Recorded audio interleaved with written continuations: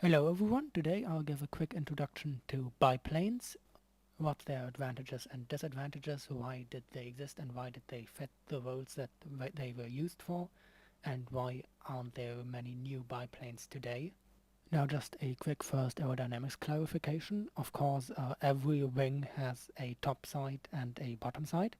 As a biplane, I'll refer to planes that actually have two sets of wings offset along the normal to their surface. So actually two wings above one another. They may be angled slightly. There are of course a different place on the basic biplane design. So there are four sides, two top sides and two bottom sides, just to avoid any confusion, because in hypersonic aerodynamics or basic optimizations, the top side and the bottom side of a wing could sometimes be referred to as two separate things. So just to avoid any confusion, I'll talk about that topic in another video too. But for now, a biplane uses a rather classical, efficient subsonic straight wing design and has two sets of wings, one above the other. And of course I know triplanes will come up, but while triplanes or planes with even more sets of wings are very rare and can be iconic and may for some purposes be clever designs, they aren't really any more special. A triplane is essentially a biplane plus. The advantages and disadvantages of a triplane over a biplane are the same as a biplane over a normal plane, so there isn't much more to explain about triplanes than just explaining biplanes and explaining that a triplane just has an additional set of wings and has the advantages and disadvantages of a biplane design to a greater extreme. Now there are two main advantages to a biplane design that can of course be further broken down and explained. One is a structural advantage. A biplane allows you to have the same wing area and the same wing geometry and wing depth, but at the same time have only half the wingspan and thus shorter wings. So the internal wing structure will have to carry the airplane's weight over a shorter distance, essentially to understand that the cross-section of each wing is the same. So with twice as many wings you will have twice as much cross-section to carry that weight, and at the same time a shorter wing means that the force of lift and fuselage weight will act over a shorter leverage to break that cross-section, so you can get away with hollowing out that cross-section and you can get a much lighter wing structure, or alternatively an equally heavy set of wings that can carry more weight or higher g-forces. This is one reason why we see biplanes in extremely old airliners or in airplanes that need a large wing area to mass ratio, because they need to fly very slowly, because engines at the time were not powerful enough to provide higher speeds, or because the airplane was designed to fly very slow, as in the AN2 that I recently made a video about. You can also build large airframes from relatively less advanced materials than we have today, and either gain maneuverability or save fuel by having a lighter airplane. Many biplanes also used beams that connect the two sets of wings closer to the wingtip or halfway through the wings, or wires that would form a diagonal between the tips of the two wings and the stump of the other wing. This would add an additional structural advantage, as for example a box is harder to deform than a single beam, since the beams in the box would have to bend back and forth. Now moving away from structure, biplanes also had another great advantage, which is why they were often used for older fighter planes, especially back in the times of relatively close range dogfights. with relatively slow flying airplanes. That is, the roll speed of an airplane was pretty important back then for getting a dogfighting advantage, and the roll speed of an airplane isn't really limited as a certain amount of degrees per second. The limit on that roll speed that you'll get from aerodynamics and airplane design is how fast the wingtip can move around the center of the airplane. And of course, at a lower wingspan, at a smaller diameter, the same velocity of the wingtip would mean a higher angular velocity in degrees per second. It could also be argued that, at least in World War I level technology, the reduced wing area or the reduced visible wing area from below due to the overlap would give people shooting at the plane with machine guns from the ground less area to hit. But while that might have been one part of a reason why to design a biplane, it's not really the main reason. The technology of the airplanes back then was relatively simple. There weren't any really vital parts in the wings, although of course a biplane would have potentially up to 2 sets of ailerons, so an aileron failure would not be as hard. But since the wings are on top of each other, while you had less area to hit at, each hit would have a chance of hitting 2 wings in one hit, which would overall reduce your wing area just as quickly. So this is an additional reason why biplanes were used as early fighters and also as modern aerobatics planes, and in other roles where airplanes had to be simple but maneuverable while being relatively slow. Of course, with faster planes and advanced aerodynamics, the speed of the wingtip of a rolling plane could increase. Obviously, it's proportional to the flight speed of the airplane, and there's a limit to how much roll speed you'd actually ever need.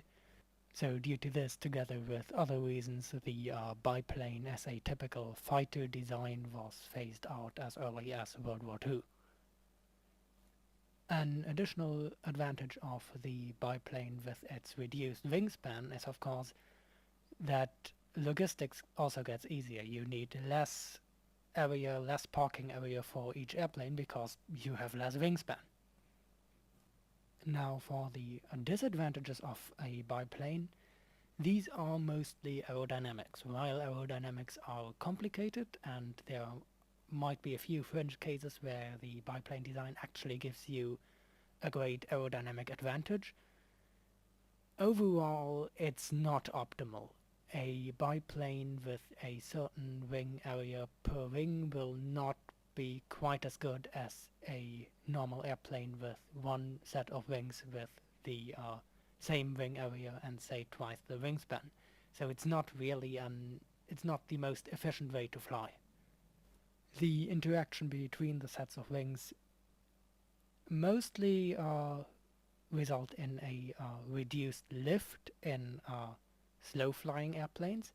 Obviously, if you design the 2 sets of wings to be way too close, you'll essentially get a slightly fancy version of a single set of wings and won't really be able to affect much more air. The distance between the 2 wing sets should at least be the depth of each wing, that is, the length of the wing profile. But even then the wings will start interacting and the air pushed down by the upper wing will essentially push down onto the lower wing. The high pressure under the upper wing will start evening out with the low pressure on top of the lower wing. One way to reduce this effect is to offset the wings in length, that is to have the top wing be a bit more forward than the lower wing, and thus keeping the most important sections of the wing from overlapping. Usually the The top side of the wing gets more effective to the trailing edge of the wing, while at the leading edge the top side also first produces a bit more pressure before it starts producing under pressure at the trailing edge. So having the trailing edge of the top wing closer to the leading edge of the lower wing reduces the pressure differentials, and due to the shape of these pressure zones, the lower wing will have much less influence over the top wing. But this only helps to some degree, and so biplanes are still not perfectly aerodynamically efficient. They're not the optimal design in terms of aerodynamic, and so they're mostly phased out for airliners nowadays. Also, modern airliners already distribute weight over the wing, which of course reduces stress on the wing, since the weight that is carried right on the wing doesn't have to be carried by the structure connecting the wing to the fuselage. So by mounting the engines on the wing and by putting some of the fuel into the wing, you can also reduce the structural load on the wing. Also, at higher speeds, biplanes produce a lot more drag because the increased pressure around the wings basically adds up in between the wings and thus produces a lot more drag by pushing air that is about to go between the wings forward.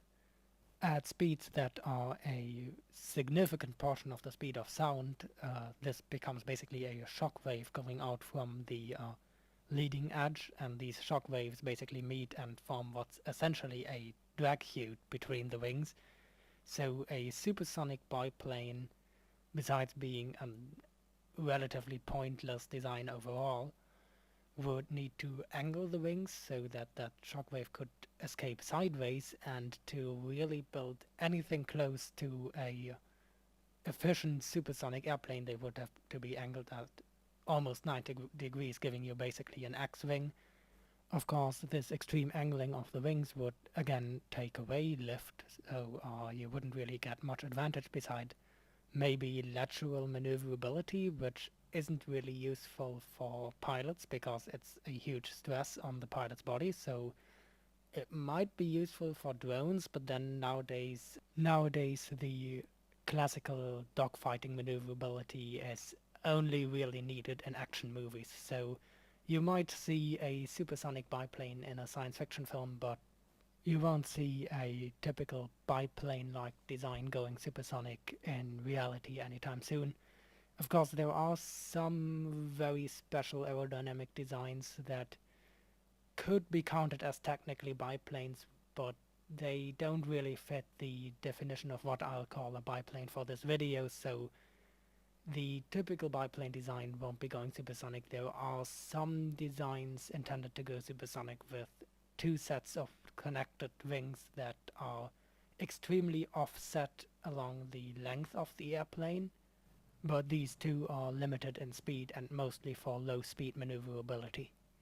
Also, biplanes suffer the problem that while there are some tricks specific for biplanes that could increase efficiency and lift at low speeds, many of the more commonly used modern tricks of aerodynamics are just geometrically or aerodynamically not really feasible for biplanes. So this was my introduction into the basic advantages and disadvantages of biplane designs. Now, of course, like with almost any topic, you could go a lot more in depth with this, which I might do, but I think I'll first finish my scramjet series before starting any more multi-video series that I don't get to finish. So I hope you found this kind of interesting, and as always, thanks for watching.